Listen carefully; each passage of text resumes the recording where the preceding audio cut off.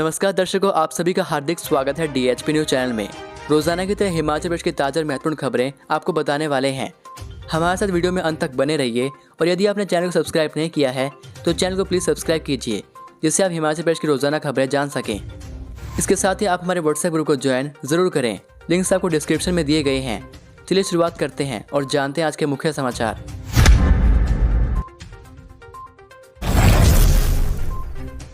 Shimla railway station को बम से उड़ाने की धमकी, हिमाचल में अलर्ट। आतंकी संगठन लश्कर तैयबा के नाम से अंबाला मंडल रेल प्रबंधन को धमकी भरा पत्र मिला है, जिसमें शिमला रेलवे स्टेशन के अलावा प्रदेश के प्रमुख मंदिरों को बम से उड़ाने की बात कही गई है। धमकी भरा पत्र मिलने के बाद पुलिस ने हिमाचल प्रदेश के मुख्य स्थानों पर सुरक्षा बढ़ा दी है। इसके साथ ही हिमाचल प्रदेश पुलिस, CID के साथ ही अन्य सुरक्षा एजेंसियां अलर्ट पर हैं और सभी संवेदनशील स्थानों पर सतर्कता बढ़ाने के निर्देश दिए गए हैं। सूचना है कि धमकी भरे पत्र में 26 नवंबर से 6 दिसंबर के बीच धमाके की बात लिखी गई है। धमकी भरा पत्र मंडल रेल प्रबंधक कार्यालय अंबाला को मिलने की बात सामने आई है। सूचना है कि धमकी भरे पत्र में 6 दिसंबर 2021 को अंबाला के प्रमुख मंदिरों और गुरुद्वारों सहित हिमाचल प्रदेश के कई प्रमुख मंदिरों को भी उड़ाने की धमकी दी गई है। पूरे मामले को गंभीरता से लेते हुए खुफिया एजेंसियां संदिग्ध लोगों पर नजर रख रही है। हिमाचल में बनी अल्सर समेत 15 दवाओं के सैंपल फेल। हिमाचल प्रदेश में बनी अल्सर समेत 15 दवाओं के सैंपल अक्टूबर में फेल हो गए हैं। 2 कंपनियों के 2 व एक कंपनी से 3 सैंपल एक साथ फेल हुए हैं। सोलन जिले की 9, बिलासपुर की 3, सिरमौर की 2 व कांगड़ा की एक कंपनी के दवा सैंपल फेल हुए हैं। केंद्रीय औषधि मानक नियंत्रण संगठन के अक्टूबर के ड्रग अलर्ट में ये दवाइयाँ मानकों पर सही नहीं पाई गई हैं। इन दवाइयों में अल्सर, बुखार, बैक्टीरियल इन्फेक्शन, सूखी खांसी, तनाव, डाइजेशन, विटामिन की कमी, एनेस्थीसिया, दर्द और सूजन आदि की दवाएं शामिल हैं। पहली बार 1 डोज वाली कोरोना वैक्सीन जल्द आएगी बाजार में। देश के लोगों को पहली बार अब जल्द ही कोरोना संक्रमण में कारगर 1 डोज वाली वैक्सीन मिलेगी। मात्र 1 डोज के बाद सुरक्षा चक्र पूरा हो जाएगा। अभी तक 2 और 3 डोज वाली वैक्सीन बाजार में उपलब्ध है। खास बात यह है कि जॉनसन एंड जॉनसन कंपनी की यह वैक्सीन बच्चों समेत सभी आयु वर्ग के लोगों के लिए कारगर है। यह vaccine central drugs laboratory Kasauli के परीक्षण में खरी उतरी है। वैक्सीन के 1.5 करोड़ डोज के पहले बैच को CDL ने रिलीज कर दिया है। देश में बच्चों पर कारगर यह दूसरी वैक्सीन होगी। इससे पहले जैकोव डी के बैच को CDL से रिलीज किया गया था।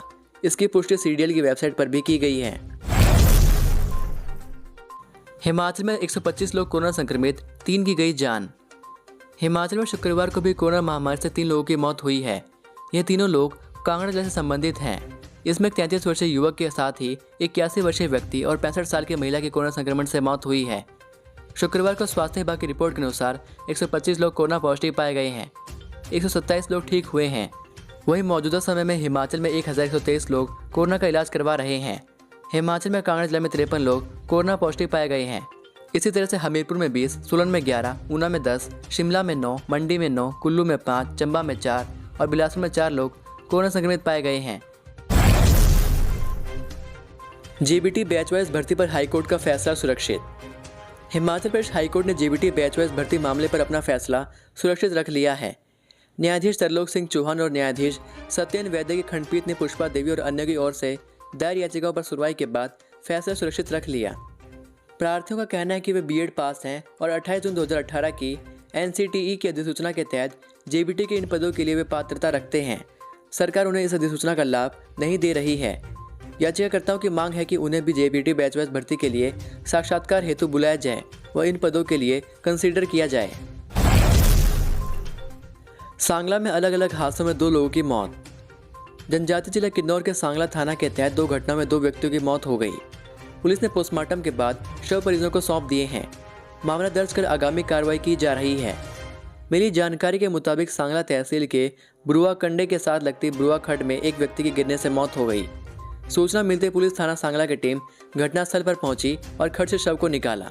शव को CSC सांगला पहुंचाया और पोस्टमार्टम के बाद परिजनों को सौंप दिया।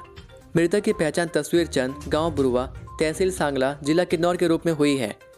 वहीं दूसरा मामला गुरुवार रात 11 बजे का है। बताया जा रहा है कि रेशवल निवासी नरेश कुमार अपने घर जा रहा था। रास्ते में अचानक पैर फिसलने से गिर गया। उसके बेटे और रिश्तेदारों ने उसे PSC सांगला पहुंचाया। सूचना मिलते पुलिस टीम मौके पर पहुंची। घायल नरेश को प्राथमिक उपचार के बाद छोलतू अस्पताल रेफर कर दिया गया, जहां पर चिकित्सकों ने उसे मृत घोषित कर दिया। पुलिस ने मामला दर्ज करके आगामी छानबीन शुरू कर दी है। भालू ने हमला कर 2 युवकों को किया लहूलुहान। कुल्लू जिले में ग्राम पंचायत गाड़ापारली में भालुओं ने 2 युवकों पर हमला कर उन्हें लहूलुहान कर दिया। घायलों के सिर, हाथ और पैर में जख्म हो गए हैं। परिजन ग्रामीणों की मदद से घायल अवस्था में उन्हें सामुदायिक स्वास्थ्य केंद्र सैंज ले गए। प्राथमिक उपचार के बाद एक युवक के क्षेत्रीय अस्पताल कुल्लू के लिए रेफर किया गया है। अंधेरे में दोनों युवकों ने भागकर जान बचाई है। ग्रेट हिमालय नेशनल पार्क के तहत आने वाली गाड़ापारली पंचायत के लोग इस घटना से दहशत में हैं। अब 15 से 17 नवंबर तक होगी स्पोर्ट काउंसलिंग। हिमाचल प्रदेश तकनीकी विश्वविद्यालय Hamirpur BTech, B Arch, B pharmacy, BSc, MBA, MCA, MTech, M pharmacy, MSc भौतिक विज्ञान, पर्यावरण विज्ञान, पीजी डिप्लोमा योग में खाली सीटों को भरने के लिए अब 15 से 17 नवंबर तक स्पोर्ट काउंसलिंग करवाएगा। इन विषयों में विद्यार्थियों के दाखिला लेने के लिए तकनीकी विवि ने ऑनलाइन काउंसलिंग प्रक्रिया अमल में लाई थी, जिसके बाद कई निजी और सरकारी शिक्षण संस्थानों में सीटें खाली रह गई हैं। स्पोर्ट काउंसलिंग में भाग लेने के लिए पात्र विद्यार्थियों को संबंधित शिक्षण स्थान में सुबह 11 बजे आना होगा। 1979 स्कूलों में करवाई गई नेशनल अचीवमेंट सर्वे की परीक्षा। हिमाचल प्रदेश के 1979 स्कूलों में शुक्रवार को नेशनल अचीवमेंट सर्वे परीक्षा हुई। हिमाचल प्रदेश के 1286 सरकारी और 693 निजी स्कूलों में तीसरी, 5वीं, 8वीं और 10वीं कक्षा के विद्यार्थियों की परीक्षा ली गई। परीक्षा केंद्र में एनसीईआरटी की ओर से स्टाफ नियुक्त किया गया था। तीसरी और 5वीं कक्षा के विद्यार्थियों की परीक्षा 1.5 घंटे और 8वीं और 10वीं कक्षा के विद्यार्थियों की 2 घंटे की परीक्षा हुई। परीक्षा में प्रश्न पत्र बहुविकल्पीय विद्यार्थियों से पूछे गए। नेशनल अचीवमेंट सर्वे के जरिए सरकारी स्कूलों के विद्यार्थियों का शैक्षणिक मूल्यांकन किया जाएगा। पिंजरे के गेट पर मांस लटका देखकर भी जंगल में लौट गया।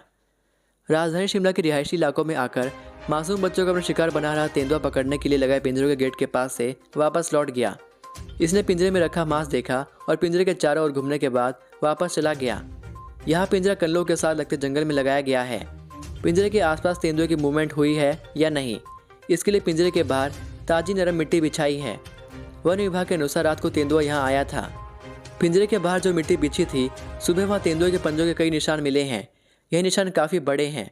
विभाग ने इसके निशान सबूत के तौर पर रख लिए हैं। बिजली बोर्ड में दिहाड़ी पर भरे जाएंगे चालकों के पद। राज्य बिजली बोर्ड में दिहाड़ी पर चालकों के 50 पद भरे जाएंगे। इन पदों के लिए ऑनलाइन आवेदन करने की प्रक्रिया शुरू हो गई है। 25 नवंबर तक आवेदन होंगे। सामान्य श्रेणी के अभ्यर्थियों को 400 रुपये और आरक्षित वर्ग के अभ्यर्थियों को आवेदन के साथ 100 रुपये की फीस देनी होगी। महिला अभ्यर्थियों से कोई भी फीस नहीं ली जाएगी।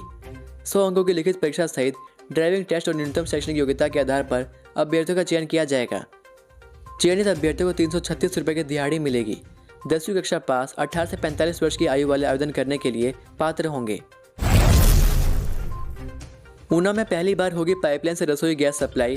प्रति सिलेंडर 300 रुपये पड़ेगी सस्ती। हिमाचल के ऊना शहर से पहली बार अंडरग्राउंड पाइपलाइन से घरों में एलपीजी गैस की सुविधा मिलने जा रही है। शहर की रक्कड़ कॉलोनी के 250 परिवारों से इसकी शुरुआत 15 दिन के भीतर हो रही है। क्षेत्र से करीब 1000 आवेदन आ चुके हैं। इसके बाद ऊना के अन्य वार्डों में भी सुविधा शुरू हो जाएगी। खास बात यह है कि पाइपलाइन की गैस एक सिलेंडर के बाहर जितनी गैस से लगभग 300 रुपये सस्ती होगी। यानी अगर घरेलू रसोई गैस सिलेंडर 1000 रुपये का है तो पाइपलाइन वाली उतनी ही गैस 700 रुपये में मिलेगी। यह सुविधा भारत पेट्रोलियम कंपनी से संबंध भारत गैस देने जा रही है। नंगल प्लांट से गैस की सप्लाई होगी। ऊना की रक्कड़ कॉलोनी तक पाइपलाइन बिछा दी गई है। शहर में 35 किलोमीटर के नगर परिषद क्षेत्र में यह गैस पाइपलाइन बिछाई जाएगी। सियूल नदी में गिरा कैंटर, चालक की गई जान, 1 घायल। प्रदेश के जिला चंबा में थरगला पनौत सुखदार सड़क मार्ग पर एक टाटा 407 वाहन दुर्घटनाग्रस्त होकर सियूल नदी में जा गिरा। हादसे में चालक की मौके पर ही मौत हो गई, जबकि एक अन्य व्यक्ति घायल हो गया। वहीं पुलिस ने मामला दर्ज कर आगामी कार्रवाई शुरू कर दी है। 1 घंटा पैदल चल मलारना पहुंचे सीएम जयराम, अग्निकांड प्रभावितों के जख्मों पर लगाया मलहम। हिमाचल के कुल्लू जिला के सबसे ऐतिहासिक गांव मलारना में हुए भीषण अग्निकांड प्रभावितों से जयराम ठाकुर ने मुलाकात की। इससे पहले जयराम ठाकुर ने परंपरा के अनुसार गांव में प्रवेश से पहले देव जमदग्नि ऋषि से अनुमति ली। देवता के गुर के माध्यम से अनुमति मिलने के बाद जयराम ठाकुर ने गांव में प्रवेश किया। गांव तक पहुंचने के लिए जयराम ठाकुर ने 1 घंटा पैदल सफर तय किया। जयराम ठाकुर पैदल मलारना गांव के दौरे के दौरान रास्ते में पत्थरों पर बैठकर आराम करते हुए दिखे। सीएम जयराम ठाकुर ने गांव में पहुंचकर अग्निकांड प्रभावितों से मुलाकात की और उन्हें सांत्वना दी। जयराम ठाकुर ने उन्हें हर संभव सहायता का वादा किया। बता दें कि मलारना गांव में 26 अक्टूबर को भीषण अग्निकांड हुआ था। इस आगजनी में 16 मकान व एक शेड जलकर राख हो गया था। इस अग्निकांड से करीब 150 लोग प्रभावित हुए थे। इस अग्निकांड से करीब 9 करोड़ रुपए का नुकसान हुआ था। इसी के साथ यदि आपको ये वीडियो पसंद आई हो तो वीडियो को लाइक ज़रूर करें और चैनल पर नए हैं तो चैनल को प्लीज़ सब्सक्राइब ज़रूर कर लें। चलिए मिलता हूँ आपको अगली वीडियो में, तब तक के लिए जय हिंद जय भारत।